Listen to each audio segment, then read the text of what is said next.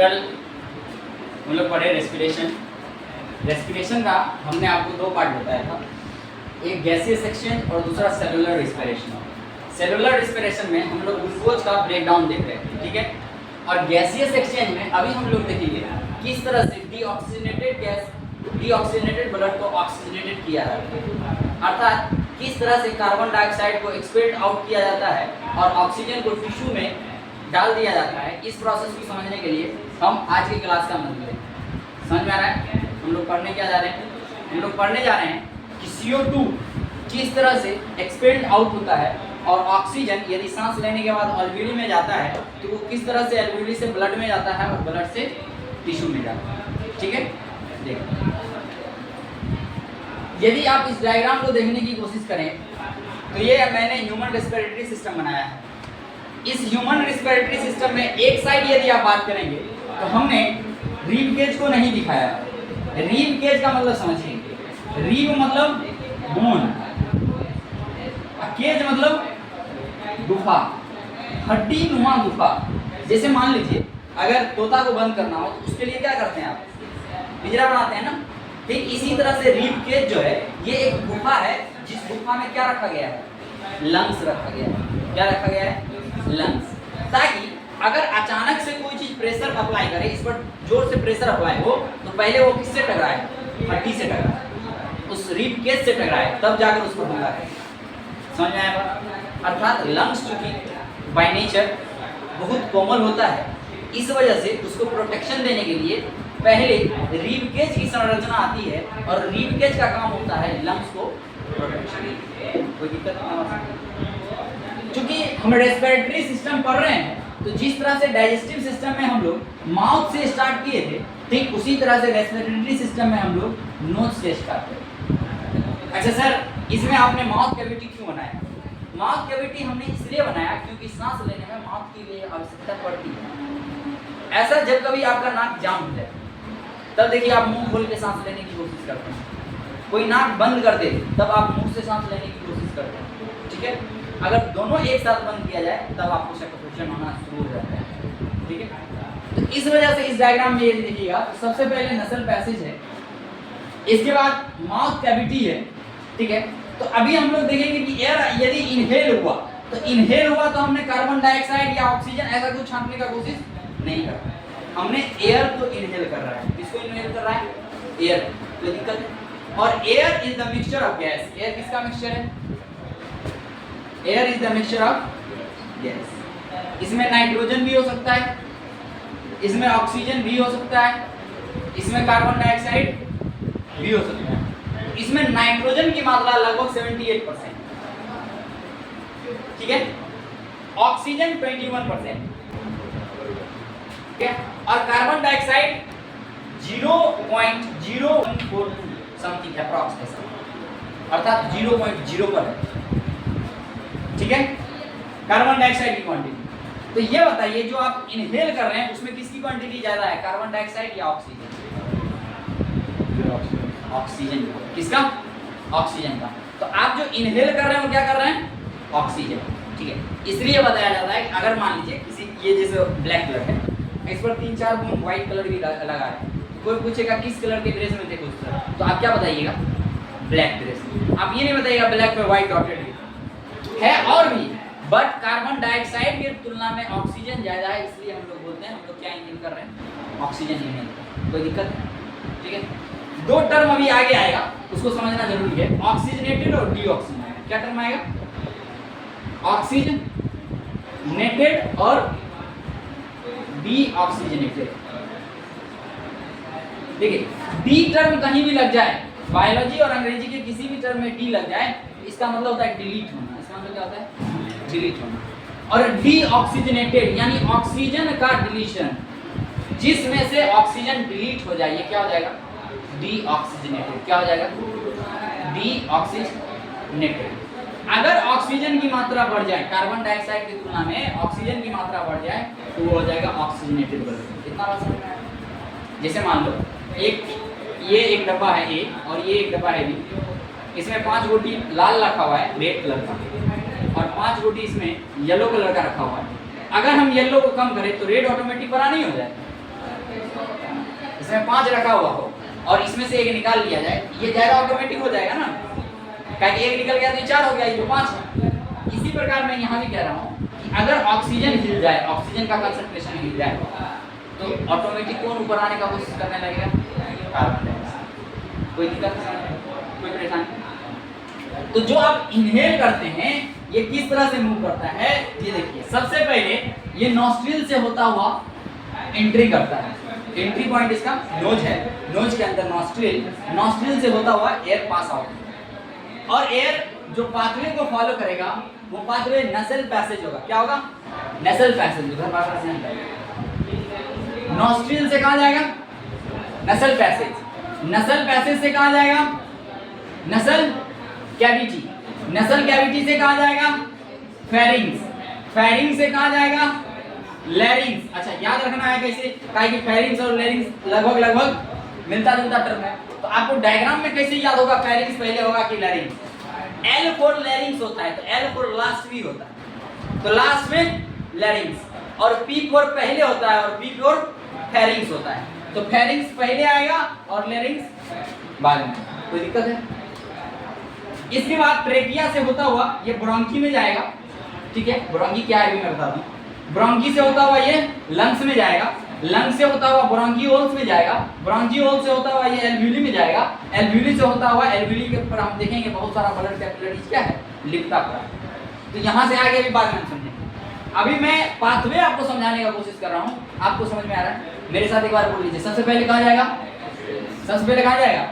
Nostrils के बाद, नसल पैसेज के बाद, नसल कैविटी के बाद, फेरिंग्स के बाद, लैरिंग्स के बाद, ट्रेकिया के बाद, ब्रोंकी के बाद, लंग्स के बाद, ब्रोंकियोल्स के बाद, समझिए। ये डायग्राम आप देख रहे हैं, नसल पैसेज को फॉलो करता हुआ, नसल पैसेज को फॉलो करता हुआ क्या कर रहा है? एयर फेरिंग्स को क्रॉस कर रहा है, फेरिंग्स को क्रॉस कर रहा है, फेरिंग्स को क्रॉस करते हुए लैरिंग्स में आ रहा है। ये जो डायग्राम आप देख रहे हैं ये रिंग्स ऑफ कार्टिलेज है। ये क्या है? रिंग्स ऑफ कार्टिलेज है जो कि ट्रेकिया को कवर कर रहा है, ठीक है? अब इसके अंदर ये जो पाइप यहाँ से स्टार्ट हो गया, ये आपका विंड पाइप है। विंड पाइप को हम लोग ट्रेकिया कहते हैं, जिस तरह से फुट पाइप को हम लोग ओइसोफेगस कह रहे थे। अब क्या है कि ये विंड पाइप अपने आप को डिवाइड करेगा, एक जंक्शन से क्या करेगा? डिवाइड करेगा। तो लंग्स में एंट्री से पहले जो ये डिवीजन स्टार्ट हो गया, ये कहलाया आपको ब्रोंकी। क्या कहलाया? ब्रोंकी। दोनों को एक साथ ब्रोंकी जो है, अगर एक रहेगा इसी को हम लोग ब्रोंकस बोलते हैं। क्या बोलते हैं? समझ में आया? ये ब्रोंकी हो गया। अब ब्रोंकी भी अपने आप को देखिए डिवाइड कर रहा है, ठीक है? तो ब्रोंकी अपने आप को डिवाइड करके क्या बनाया? ब्रोंकियोल्स। लेकिन यहाँ पर ध्यान दीजिएगा, मैंने बोला पहले ट्रेकिया में जाएगा, ट्रेकिया के बाद ब्रोंची में जाएगा, ब्रोंची के बाद लंग्स में जाएगा। ब्रोंची बाहर है, लंग्स में अभी इंटर नहीं ना किया, लेकिन जब ब्रोंची लंग्स में इंटर किया इसका मतलब एयर अब कहाँ इंटर कर दिया? लंग्स में। लंग्स के अंदर ब्रोंकी अपने आप को डिवाइड किया ब्रोंचियोल्स में। किसमें किया? ब्रोंचियोल्स में। तब एयर कहाँ गया? ब्रोंचियोल्स में। अब ब्रोंचियोल से ये जो बैलून लाइक स्ट्रक्चर देख रहे हैं ये है एल्व्यूली। गैसियस एक्सचेंज यही होना है। ये क्या है? एल्व्यूली। ये क्या है? एल्व्यूली। कोई दिक्कत है क्या? ठीक है। अब इसका जो कवरिंग है, लंग्स का जो कवरिंग है, दिस इज कॉल्ड पेल्यूरा। इसको क्या बोलते हैं? पेल्यूरा। पेल्यूरा किसे बोलते हैं? लंग्स के कवरिंग। कोई दिक्कत है क्या? ये टर्म समझने में कोई दिक्कत है? अगर यही टर्म इधर आएगा कोई दिक्कत नहीं होगा। अच्छा, ये आपका डायफ्राम है। ये आपका क्या है? डायफ्राम है। तो रिस्पिरेटरी मैकेनिज्म जो होता है ये दो चीजों पर काम करता है। एक बार आप इनहेल करते हैं, एक बार आप एक्सहेल करते हैं। इसको नाम दिया जाता है इनहेलेशन और एक्सहेलेशन। तो इनहेलेशन और एक्सहेलेशन। तो इनहेलेशन के समय पर जिसमें आप इन कर रहे हैं, तो जैसे मान लीजिए ये अभी आपके पास बैग हो, ये मान लीजिए आप, ये आपका बैग है, इस बैग में अभी ये क्या है? चिपका हुआ है, ठीक है? जैसे इसमें आप सामान दीजिएगा तो ये एक्सपेंड कर जाएगा, इसका कैविटी एक्सपेंड कर गया। तो थोरैकिक कैविटी क्या होगा? एक्सपेंड करेगा जब आप इनहेल करेंगे, क्योंकि इसमें क्या आएगा? एयर आएगा, और जितना ये एक्सपेंड करेगा उतना अमाउंट ऑफ एयर इसमें आ पाएगा, ठीक है? और जिस समय ये आप बाहर करना चाहिएगा तो इसको धीरे धीरे दबाइएगा और इसमें जो एयर आया है वो क्या होगा? बाहर चला जाएगा, ठीक है? तो एक बार इनहेल हुआ, तो इनहेल हुआ तो थोरैकिक कैविटी क्या होगा? बढ़ गया। और जैसे ही एक्सहेल होगा तो थोरैकिक कैविटी क्या होगा? घट जाएगा, कंट्रैक्ट हो जाएगा।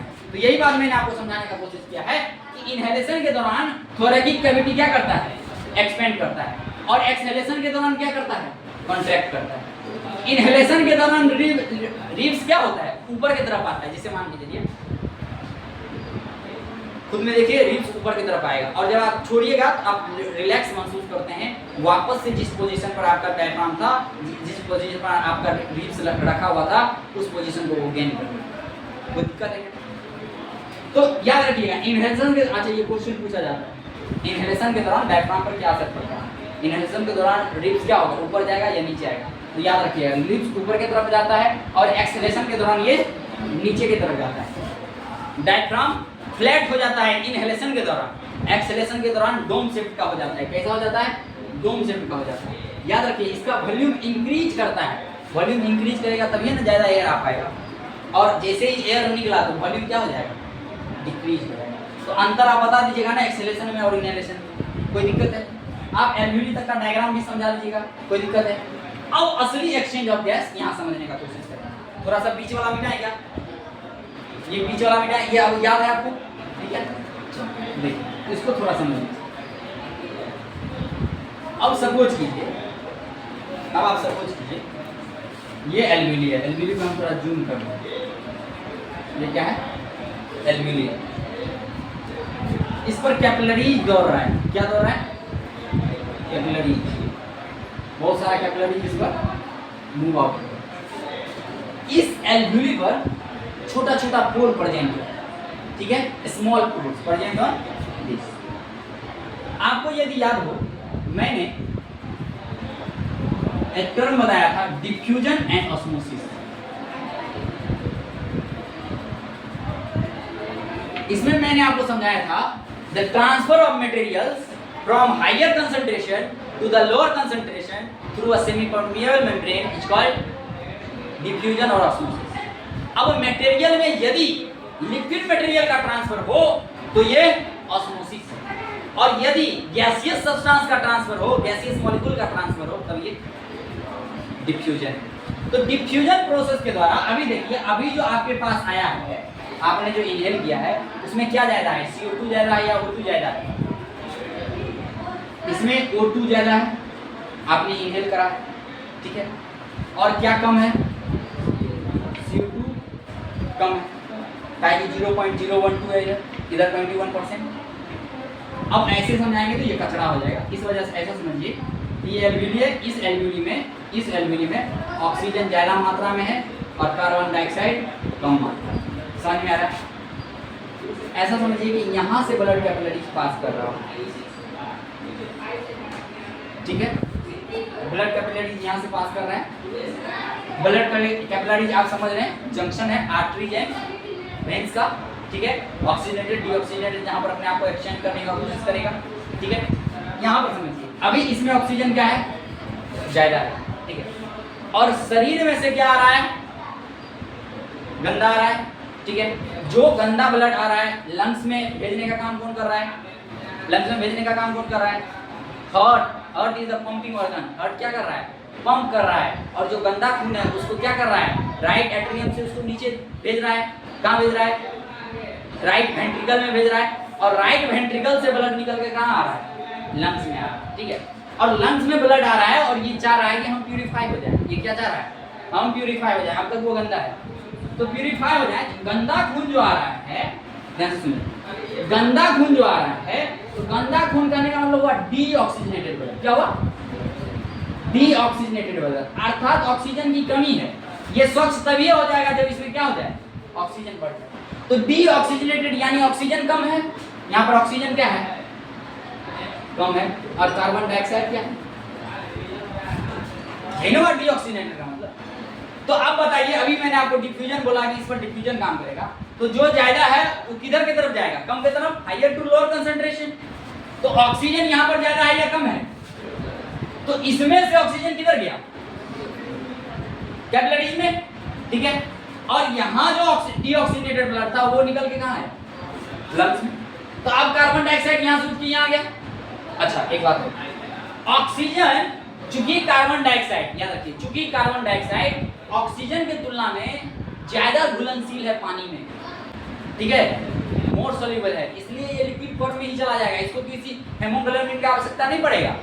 लेकिन इसको ऑक्सीजन को ट्रांसफर होने के लिए जरूरत पड़ेगा किसका, हेमोग्लोबिन का। ये हेमोग्लोबिन के साथ बाइंड कर जाएगा, तब जाकर ये क्या हो जाएगा, टिश्यू के पास जाकर डिलीवरी कर पाएगा। कोई दिक्कत है क्या समझ में? कहने का मतलब हो गया, चूंकि यहाँ पर ऑक्सीजन ज्यादा था तो हायर कंसंट्रेशन तो लोअर कंसंट्रेशन, और चूंकि यहाँ कार्बन डाइऑक्साइड ज्यादा था तो हायर से लोअर। अब जब ये लंग्स में पहुंच गया, यहाँ CO2 पहुंच गया, तो अब ये CO2 रिवर्स डायरेक्शन में चलेगा, इस तरह से CO2 बाहर। अब जो ऑक्सीजन गया था, ये ऑक्सीजन इस तरह से गया, यहाँ गया, यहाँ से आप देखिए ब्लड कैपिलरी पर गया, ब्लड कैपिलरी से पूरे बॉडी में। This is called the exchange of gas. दिक्कत कोई एक पॉइंट जो समझ में नहीं आया, समझ में आ गया?